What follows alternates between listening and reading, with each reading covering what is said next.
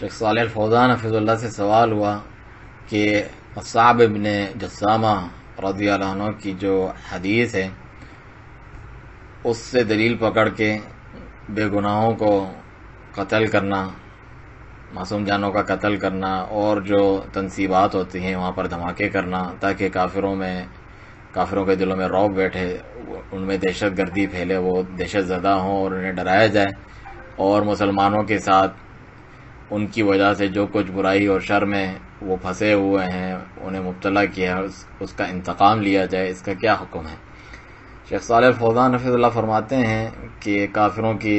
جو زمینیں اور تنصیبات اور چیزیں ہیں اسے تباہ و برباد کرنا یا ان کے جو قلعے ہیں انہیں گرانا، منہدم کرنا، حالانکہ اس کے نتیجے میں جو مرتب ہونے والی بات ہے کہ بہت سے بچے، چھوٹے بچے اور معصوم جانوں کا قتل ہوگا، یہ تو جہاد میں ہوتا ہے، ہر ایک کے اختیار میں نہیں ہے کہ عام لوگ انفرادی طور پہ اٹھیں اور نکل کھڑے ہوں اور یہ تقریب کاری مچائیں بغیر جہاد کے، بغیر حکمران اور حکومت کی اجازت کے۔ یہ کام جائز نہیں ہے، اس سے تو مسلمانوں کو اس کے نتیجے میں مصیبتوں کا سامنا کرنا پڑے گا، آزمائشوں کا، اور اس کا آخر میں کوئی نتیجہ نہیں ہے سوائے یہ کہ مسلمانوں کو اس کا نقصان اور شر پہنچے گا۔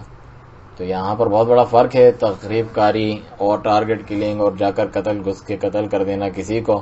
اس میں، اور جہاد فی سبیل اللہ جو مسلمان قیادت کے تحت اس کے پرچم تلے ہوتا ہے، مسلمانوں کے حکومت اور اس کے جو افواج ہیں ان کے تحت ہوتا ہے، اس میں اور اس میں بہت بڑا فرق ہے۔ چنانچہ حق اور باطل کو آپس میں گڑ مڑ، مکس اپ، خلط ملط نہیں کرنا چاہیے۔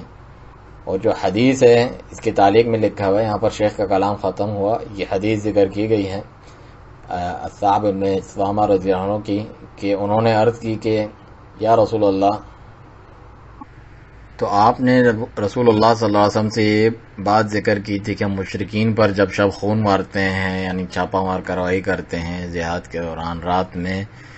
تو ان کے بچے مارے جاتے ہیں، یا بعض میں ہے کہ عورتیں بھی ماری جاتی ہیں نہ چاہتے ہوئے بھی، تو رسول اللہ صلی اللہ علیہ وسلم نے فرمایا ہم منہم، وہ انہی میں سے ہیں، یعنی مشرکین کی اولاد بھی اگر اس میں نہ چاہتے ہوئے کارروائی میں مر جاتی ہے تو وہ ان میں سے ہیں، ہم من آبائہم ایک روایت میں ہے، اسے مسلم ابن ماجہ اور دیگر کتابوں وغیرہ میں یہ احادیث موجود ہے، بخاری میں بھی۔ تو اس کی تعلیق میں لکھا ہے کہاں